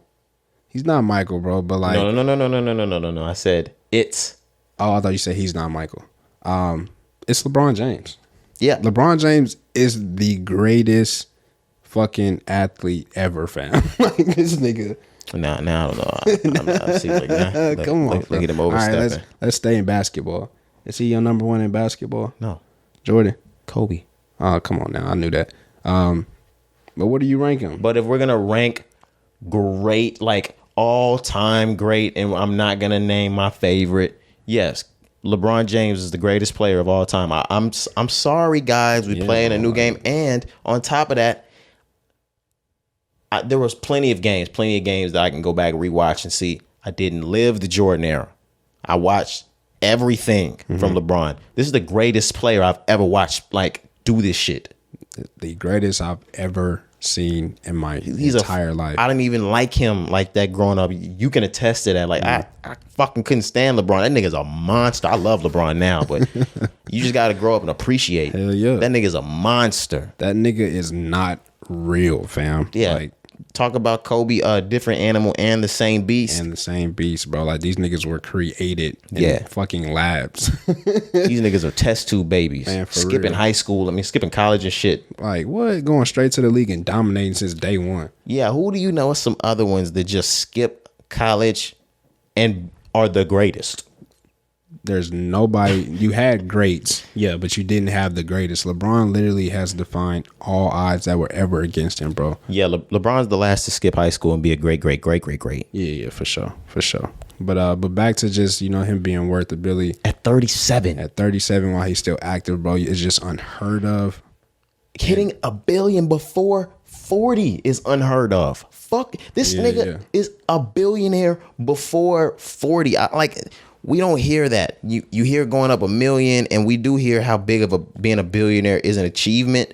But if you're in this business world or you're privy to finance, being up a B before 40 years old is insane. Being up a certain amount of M's before 40 is insane. Yeah, but once you reach $1 billion, like you said, excuse me, because if you really go back and look through the history books, all the fucking billionaires don't reach that shit till they 50, 60, like you said. Unless you're like, he's 45 though. Yeah, but man, this shit is just crazy. Now, we saw 44. It coming. I didn't think it was going to happen while he was still active. You know, he signed the lifetime $1 billion deal with Nike, so you knew eventually he was going to get to that. We knew he was going to reach the $1 billion. Yeah, but bro, while he's still active, like we said, everything that we keep mentioning, like, we're putting emphasis on that, bro, because nobody has ever done this shit. It's probably never going to happen again. I don't see it happening again, but just crazy, man. He's made, it was reported, I was watching SportsCenter, nigga, he made like over 100 M's in just the last, like month or some shit, like year or something. It was a small number, bro, just like 100 mil he just made easy. That's crazy. Not even... Bro, he just got so many deals now. Like, he don't even need his basketball contract. Yeah, that's fucking insane. I don't know why I started tripping in the last few seconds. Nigga's baking in here. It's fucking baking. It's fucking baking in here. But that is fucking insane, man. I can't even, I don't even have words for it. Yeah, me neither. I'm trying to really spit it out, but I'm just like, I wish I was able to look up all of LeBron's endorsements right now. I can't even do that. Yeah, I can just name a few. Obviously Nike. He got his own tequila, Lobos. He still got Sprite, you know, that's lifetime. He owns a couple soccer teams, bro. Liverpool, I think. He got the Hummer, You seen that nigga on TV, the Hummer shit. Mm-hmm. It's all type of shit, bro. But yeah, it's probably close to 100 deals, fam. I would just say that's insane. That shit is ridiculous. Like, you don't get that. Niggas don't get that, bro. Like, this shit's just crazy, man. Shout out to LeBron. Shout out to the James family, man. No cap. We can go ahead and stay in basketball, NBA, since we were talking about LeBron. Yeah. The NBA Finals came around. Game 1 came around. Boy, were we wrong. Boy, were we fucking wrong. I'm sorry, shit. Audience. I'm sorry. We let you down. Yeah, man, we did. We both came in here. We chose Golden State. We said they was going to knock them niggas out the park. That's why we're rap potters. I know, right? Yeah. We leave that sports shit for y'all sports potters out there. Yeah. Jeez Louise. Man, but no, look. So watching the game first quarter, it looked like we was first half. It looked like we was good. Curry comes out first quarter. Speaking of you're not a Golden State fan. Nah, I'm just saying that's who we chose to win game 1. When I say we, yeah. So Golden State came out first quarter. Curry went crazy. He had 6 threes in the first quarter. Mm-hmm. On some shrug the shoulder Michael Jordan shit. Yeah. So I'm talking shit. You know, I hit the group chat like, hey, his name is Wardell. Man, he's talking cash money shit. You know what I'm saying? His mama named him Wardell. I'm going to call him Wardell. Mama named Wardell. That's what I'm going to call him. Word to coming to America. I'm going to call him Wardell. But, man, he was going crazy. And then, like I said, first half, Warriors were just niggas on top playing good. Then the second half rolls around. Oh, they played. Them niggas in Boston came and put a clinic on. Like, yeah, it's crazy, though, because Golden State really played good for 40 minutes. Those last 8 minutes, it was all Boston. Even while Golden State was playing well, the entire second half, Boston got to playing like their game. Hell yeah, you could feel it. You could feel that they was coming. Wanted to win a championship. Yeah, bro. They was coming. The Warriors were just like barely holding on, and then they went cold. It was a wrap. Jason Tatum, nuts. No, nigga. Oh, no. My bad. It was because Jason Tatum was having an off night, and Al Horford had to go nuts. Everybody else, stepped up. Jason Tatum, he ended up having he broke a record for like 12, 13 assists, like most in a debut for the finals. But like you said, he had to do that because his shit was off. He was not on, bro. He was not hitting. You had the role players step up, like Al Horford, bro. He went fucking nuts. Where's Al Horford from? Dominican Republic. I was about to say, I watched his interview and I was like, this. Yeah, he's from DR. I was like, this nigga's not from Detroit. It's crazy though. I really didn't even know that until like this year, recently. Like just because, you know, when teams make the finals, there's more following on the players.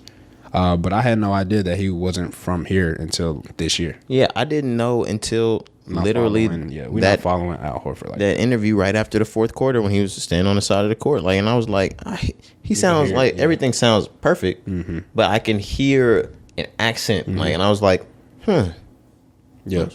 But man, he balled out, bro. You mentioned it though, like before, you know, leading up to game 1, you talked about how Al Horford has just been like out of this world crazy. Al Horford is the truth. Al Horford's been the truth for a long time now. Yeah, bro. He been playing very well, but you know, everybody stepped up. Marcus Smart, Jaylen Brown, Grant Williams, all their role players stepped up, bro, and they really put it on Golden State. Like I said, in the fourth quarter, Golden State went cold. Boston went on like a 17-0 run, fam. Boston had them niggas at the hey, put them take your starters out. Yeah, because this game is over. Yeah, they called it. They the white flag. They surrendered early. Yeah, Golden State put them. They put the subs in. Yeah, bro, it was crazy, man. Sitting there like niggas was shocked when 5 or 4 minutes is left in the fourth quarter, or it was more like 3 in this game. When the subs started to come in, I was like, oh, it's over. Like, it's a wrap, bro. They started bringing the subs in. I was like, okay. You can feel the game shift. Like you be like, okay, if they don't make a shot right here, it's over. It's a wrap. And they were up by almost like 10 or something like that, and we're getting to like the 1 minute mark, and Jalen hits something, and then they're like, I think that's the dagger, and I'm like, no, nigga, it's been the dagger, bro. You know what's crazy? The commentator, Mike Breen. When he's announcing and he hits you if you're the opposing team and he hit you with that bang. I was just about to say because that, that shit feel, bro. Oh my!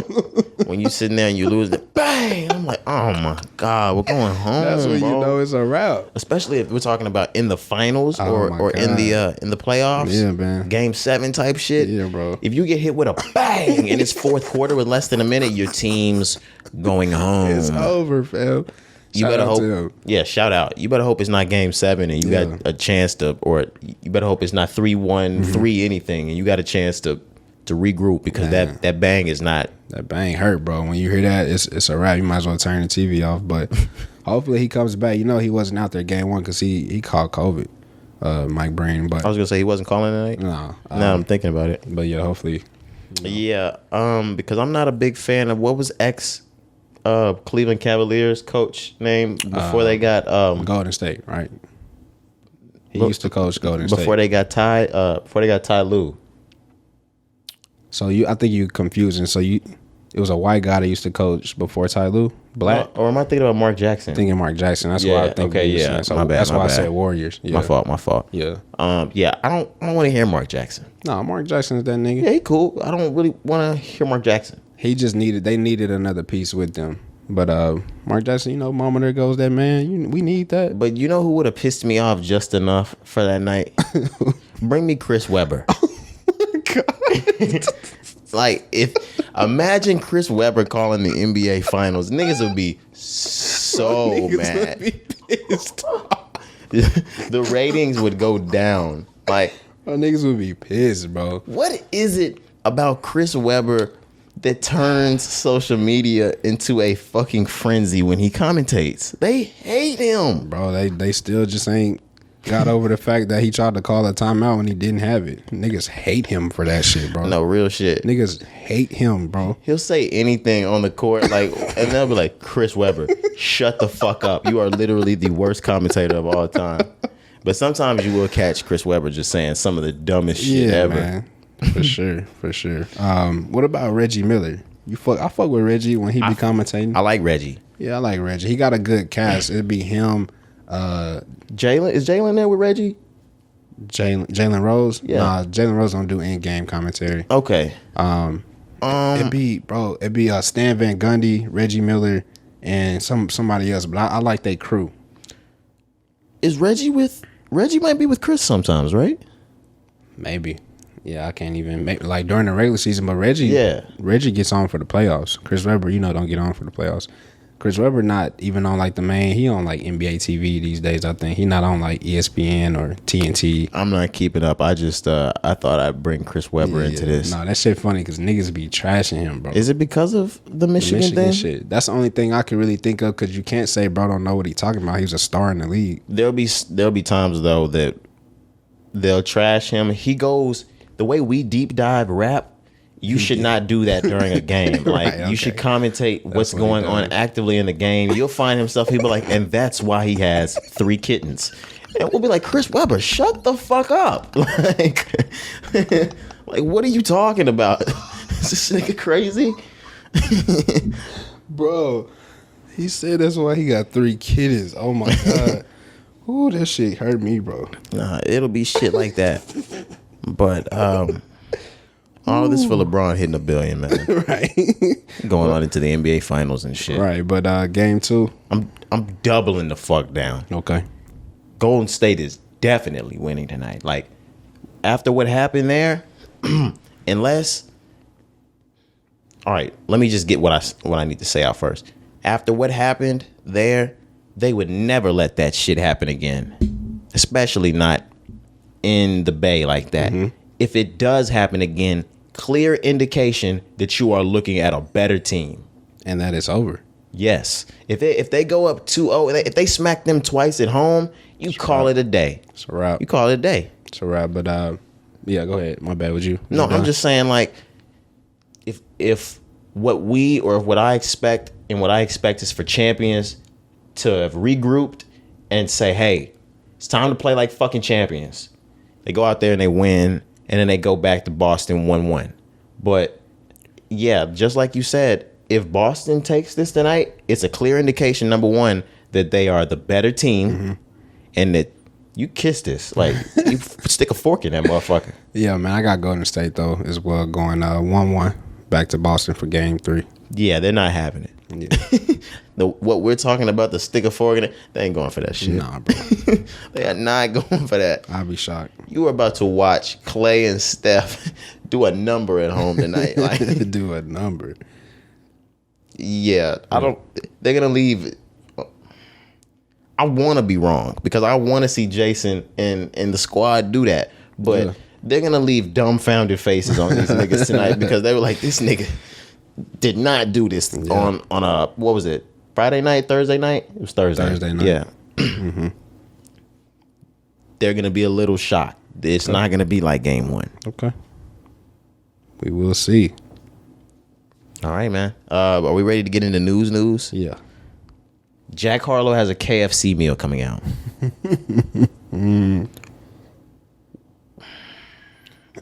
Now, before we get into the dynamics of this, I would like to say this is a hometown thing as well, a hometown deal. He is from Louisville, Kentucky. And Colonel, was it Colonel Williams? Mm-hmm. Yeah, he was a slave owner anyway. Right? Facts. Guaranteed. I guarantee if he wasn't his older brother or his mother, Grandpa, one of them shits. Somebody. Like, I've already seen the he's white. Why does he have the chicken? Like, let's get this out of the way, all right? He probably stole the recipe. That's Do we know who the Colonel? That's what they say. He looks like he's related to the Colonel. Oh, Jack Harlow? Yes. Yeah, he does. He just looks the Colonel's great grandson. Exactly. That's why I say it's a hometown family thing. Malibu's Most Wanted version of that shit. Yeah, absolutely. Oh my gosh. Absolutely. What's his name? J-Ack instead of B-Rad. J-Ack. J-Ack Harlow. Yeah, young Harleezy. But it looks like he's got a new meal coming out that's promised to be finger licking good. Damn, this is racist. It's even more racist that it sounds appealing. Right. It's a KFC spicy chicken sandwich, mac and cheese, and secret recipe fries with a side of ranch and a lemonade. Damn. God damn. That just sounds good as This fuck. nigga is serving up racism. And it sounds and smells good. Oh my, Dr. Umar, I'm sorry. I was just like, I'll take 2. No, real shit. This nigga is serving up racism. Oh my God, bro. I have to have a white person come with me to the drive-thru to order it on my behalf. I'm not doing it. I'm be in the back with my hoodie on. Facts. With the drawstrings tied up. Facts, man. I'm like, do you want any sauce? Shut the fuck up, nigga. It come with sauce. Right? Ranch, bitch. It come with, Jack Harlow said it come with sauce. Damn. But nah, this is just another, he's the first to get KFC. But we've seen these deals. Somebody else had KFC? Nah, did Nelly have a Burger King meal? Burger King. Okay, I was gonna say nobody had the Nelly meal. Yeah. I mean, Burger King had the Nelly meal. Okay. Yeah. Nobody's had the KFC one. Yeah, not that I know. But like I said, it was a hometown thing, of course. But I mean, who else would fit that role? Jack Harlow. I think we heard of this in the works, but we actually called it up. We didn't talk about it on the show, but I think somebody passed this through to the DMs, and I think we called it a hoax at first. Yeah, I really don't remember. I really don't, but it's cool, man. We see artists get these little sponsored deals all the time. It'll last for, through the summer type shit. Yeah. And then we'll forget about it. But no, this shit is funny because looking at Colonel, looking at Jack Harlow, there is definitely a resemblance, bro. He looked just like the nigga. If you look at the cup and what they've got, like, this guy looks like the Colonel. He looked just like that nigga, bro. But I'm not gonna lie. The meal sounds good enough to wrap the pod up and go get. Oh, facts. Yeah, you ready to stop now? Yeah, I'm not even a KFC fan. I don't even go to KFC, but I'm looking at it. I go to Popeyes, nigga. No, I don't look bad. This does not. No, facts, bro. If we really trying to compare meals, that's the one that looked the most appealing for me. Like, cause I don't eat McDonald's and all that other shit. So, nigga, that shit look fire. I was just gonna say I don't eat McDonald's, and unless we're talking about the Impossible Burger, which Nelly's was not, I don't eat Burger King. So yeah, the Nelly meal, the not the Jack Harlow. The we had the Travis Scott meal, the Saweetie meal. Bad Bunny. No, it wasn't Bad Bunny. Look at you being a fucking racist. J Balvin. My fault. Bad Bunny had something, I thought. No, it was J Balvin. Damn. My fault, y'all. I know, right? This nigga is sorry, bro. This nigga suck, bro. So sorry. Listen, so sorry, guys. I apologize. You know what I'm saying? Because I don't know, when you confuse Hispanic people, bro, they be pissed. No, Cat, the same way if you confuse us. I know. What bro. the fuck you mean? I ain't Cari. I don't even look like Cari. You know how many, growing up, we grew up in a mixed genre. I mean, like a mixed. How do you say it? There was mixed race, a very diverse, okay, area. Right. Mixed culture, mixed ethnicities. Yeah. So all the way from elementary, middle school to high school, but middle school specifically, we had a lot of Hispanics that we went to school with. Hispanic people. So, but we ran into the issue all the time where you better not call a Hispanic a Mexican and vice versa. Yeah, well, really, they're all Hispanic, but if you call Mexican and Puerto Rican, you mix those, or if you mix El Salvadorian, or your ass, bro. You call them Mexican. Oh yeah, you could start a fight. Oh yeah, the same way we grew up in, like you said, very mixed and diverse culture. Mm-hmm. As it pertains to islands, don't call someone that's Tongan Samoan. You've started a fight. And they gonna beat your ass. My friend, you started a fight. My friend, you started a fight with security guards. With a gang of niggas. With security guards. You don't even want that fight. Bro. You don't want it. I didn't seen them. I'm cool with them. No, I've seen those kinds of fights. Yeah, that's what I'm saying. I'm cool with them. That's family. Oh my God, La Familia. Not even just based off that, family anyway. Yeah. But no, those aren't the fights you really want to pick. Not at all. Not at all. But we was talking about meals you was trying to name, so we said J Balvin. No, I'm sorry. Before you come out, I just see some niggas in school get their ass kicked by some targets. Nigga tossed. Oh my. Nigga tossed. Bro, what? Get they ass. You remember when Chemo used to fight? Bro, I be seeing that nigga in the neighborhood. I be like, what's happening? Yeah, it was. Hey. Oh my God. Hey, man. Yeah, that nigga's a dog, bro. Shout out to him. No, yeah. Shout out. Everybody is height and weight. Right. Shout out. Everybody is height, weight, proportional with him. I'm dead, bro. Yeah, nah. But no, we was just going back to the meal. So McDonald's we had named. Now, who was it? Meg, she had Popeyes. Or was it just a sauce, or did she actually have a meal? It was just a sauce. She might have had a set of strips or something that came with the hottie sauce. Okay. But that, I never got to try the hottie sauce. It looked good as hell. Yeah, I didn't get to try it either. Yeah, it looked like the truth, though. Mm-hmm, but just back to Jack Harlow, bro. Yeah, nigga, that shit looks appealing. It's working, guys. KFC is working. I'm on my way. I was about to say, damn it. This sounds, out of all of them, this does sound the most racist because it's Jack Harlow, because it's chicken, because he's white. But this sounds the tastiest. Yeah, that mac and cheese. Me even saying tastiest sounds racist. I sound like a coon for even saying tastiest. You said, on God, I do. Holy fuck. You was in the house, nigga. That's why you don't know what's going on out here. Yeah. Your people was in the crib. Ooh, damn, that's tasty. Let me get some of that chickens. I'm sorry, Dr. Umar. I'm sorry, Dr. Umar. Come on, cuz. Oh my God, this nigga's crazy. Is that chickens? Oh shit. Never mind. I can't do that. Can't do that. Shit. We're sliding right into this though. Let's segue, man. Speaking of fucked up shit. Yeah. The Children's Museum of Illinois.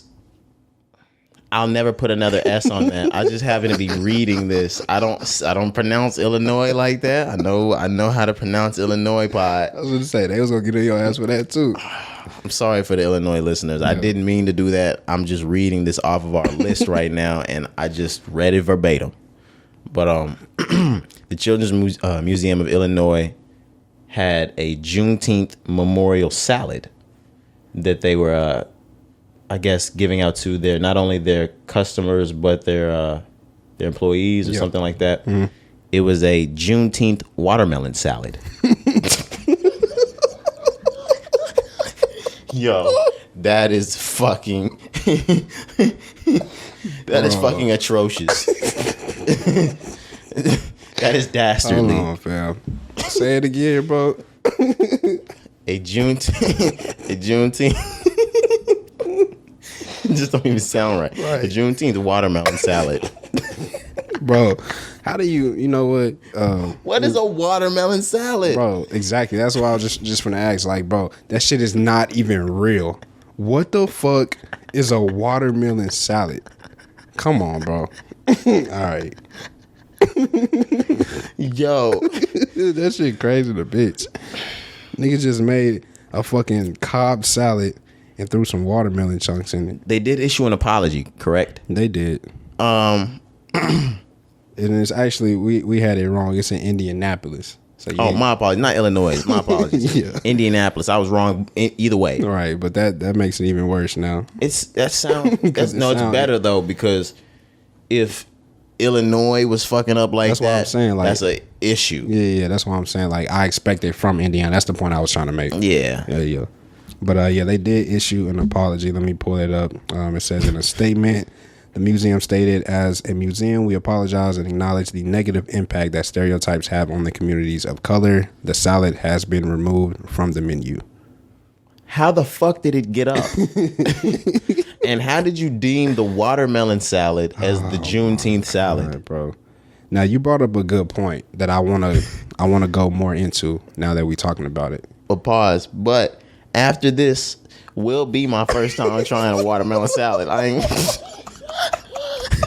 gonna lie to you, between Jack Harlow and these niggas have posed some amazing points. Oh God, bro, we got the nigga our cookout on Juneteenth. Juneteenth is about to be amazing. Oh my God, y'all just can't use it. We about to have a Walmart ice cream, nigga, everything, nigga, and they gave us the day off. Oh my God, oh my gosh, they know exactly what barbecue with great value Juneteenth ice cream, all that shit. The plates, the forks, the napkins. We about to have watermelon salad, nigga, everything. Oh my gosh, we're going dumb. But go back to what you were saying. But no, so you had brought up, we was talking about this in pre-production, and you mentioned that you kind of think that these companies or these industries, they do this on purpose. They're damn near clout whores. So explain that. Go more into it. I want to have a discussion about that. Say Roderick Taylor Incorporated is getting no traction right now, or we're a reputable company, but we could do something to boost our sales or our publicity. Our publicity is good publicity. Correct. So we put out something on this date that's super racist that we know is going to cause a lot of controversy. People are going to blow it up. It's going to go viral. And then we can go out and make an apology. And then we can move on with a campaign from there and just go out. That's what these people are doing. And now all eyes are on Children's Museum. Right. Now they're running a We're Not a Racist campaign. All right, exactly. Now it's Juneteenth. Yeah, now we're going crazy. Yeah. They about to pump some money into this shit. No, for sure. Now, when you said that, bro, I had never really just thought about what you said. I said, oh, that makes 100% sense. Get some black celebrities to sponsor their diversity campaign. They're gonna hire someone in their diversity inclusion department. Yeah. You know how this thing goes. Exactly. But nah, speaking back to Walmart, that's exactly what Walmart did. Like, in my opinion, because they went so far left, bro. In which way? What do you mean? Like, I'm saying that they did it just because they knew they was gonna get a reaction. Like, that's what I really think. So Walmart with the Juneteenth ice cream. Absolutely. Yeah. They knew they was gonna get a reaction out of it, bro. Niggas was ready to flip tables over that shit. The Juneteenth ice cream. Come on, fam. What was it, like a sherbet or some shit too? Sherbet. It was all the same colors as it was it orange, green, and pink. That bitch. Yeah, they was wilding out. But yeah, when they know niggas love sherbet. What, nigga? Did you not just hear this? The barbecue is going crazy, nigga. Yeah. Juneteenth, nigga, we acting an ass. That's crazy. Yeah, they do it on purpose though. Now that we keep seeing, it's not gonna be the last time, guys. Absolutely not. There's gonna be somebody else that does this shit right before Juneteenth. I promise you. We get slapped in the face in every instance. Like, it's not even just in this. Do y'all not remember a couple of years ago they made a black kid wear a monkey on his it was on his shirt for H&M? H&M, hell yeah. And y'all went back to H&M. Act like it didn't happen. I'm gonna say it again. Y'all went back to H&M. Yup. Who was it? Gucci? Who? Didn't Gucci do some the brand?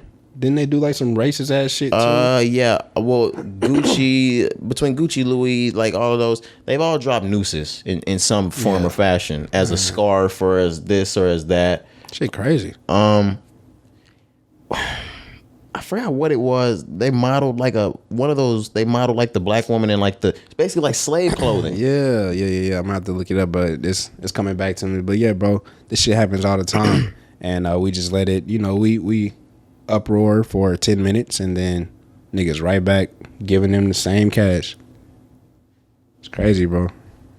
It's crazy, man. It's gonna be even worse when we start like glowing and we come here with that Gucci on. Gucci, I was about to say, because I ain't never bought no Gucci in my life up until this point. But nah, I'm playing. You already got your eyes on that Gucci fit. Niggas ain't playing around with that. Gucci, Louis. Nigga, I'm finna be at this bitch like Krayshawn, nigga. Oh, God. The fuck you talking about? I'm finna be like Soulja, nigga. Gucci, bandana. Gucci. They be like, damn, Roderick, you changed. Like, you damn right I did. Uppity. Right. My fault. Sorry. No, I'm not. No, same guy. I'm playing. I think we only have one more place to go. Yeah, we can end it off with that. Do you want to go here or do you want to wait Wednesday? No, yeah, we can just bring it up. All right. This one gonna hurt him. Mike, yeah, it's gonna hurt him. Michael B. Jordan and Lori Harvey, they called it quits. Oh my God. After a year. Oh my God. What are we ever gonna do with our lives now, bro? Their relationship and or contract is over. Yeah, the contract is over. I've seen a lot of people talking about they had a contract. It was a 1-year contract. It was a 1-year deal. Mm-hmm. Come on, y'all. It's over. Y'all didn't see this coming?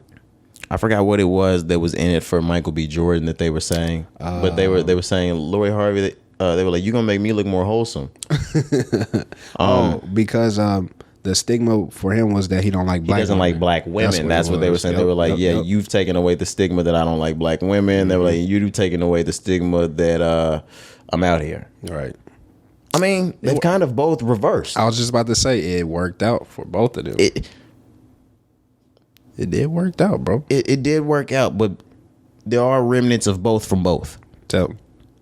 The same way that those jokes are going on that we see that are saying that, there are definitely still people out here that believe that.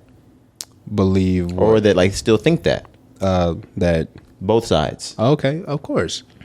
Of course. I mean, you always gonna have that, but when you go away for a year and you try to put on a new persona, of course you're gonna have people that are gonna go with you now this route, especially for Michael B. Jordan, because literally, bro, they was on his ass like even in his movies. I think they were saying like he really leading up into the one that he did with Lauren London, but before that, I think they was like even in his movies, he might have always had a white woman in the movies too or something. I don't know. No, he has a black shorty in Creed. Creed, okay. He had a Mexican shorty Fruitvale, yeah. in I was thinking Fruitvale. that. But there may be some other ones, like I said, that I'm just not thinking of. But maybe it was just more real life. They were saying like in real life he didn't like black women. Yeah, I think that's what the stigma was in real life. It's crazy, but yeah, it worked out. If that was the case, the contract was fulfilled. Lori, got her fame. She got to not be so called a hoe in the game, I guess you can say, is what they was trying to say. Oh yeah, especially if she lets that pussy take a break some more. Oh yeah, for sure she is. She gonna be low key. Come on, cuz. It's only because I said it like that. I know. Right? I thought you were gonna stop me. The fact that you didn't stop me made me laugh even more. I didn't know you my whole life, fam. I just let you go. No, she don't got to give it a rest. She can do whatever she wants with it. It's her business. Let me stay out of women's business. Facts. But no, I see her chilling. I see both of them chilling though.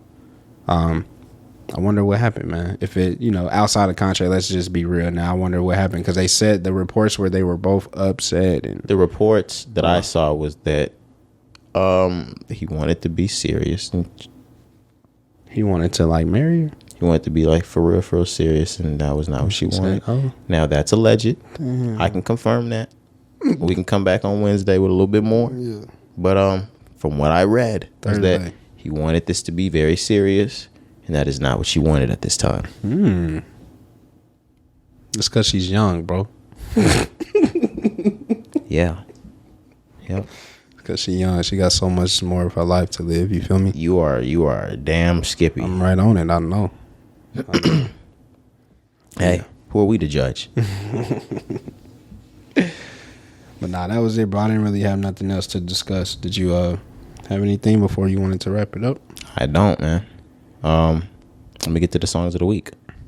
This is going to be episode 146 of the Rise and Grind podcast. It's your boy Roderick Cari, man. We up out of here. All right, man.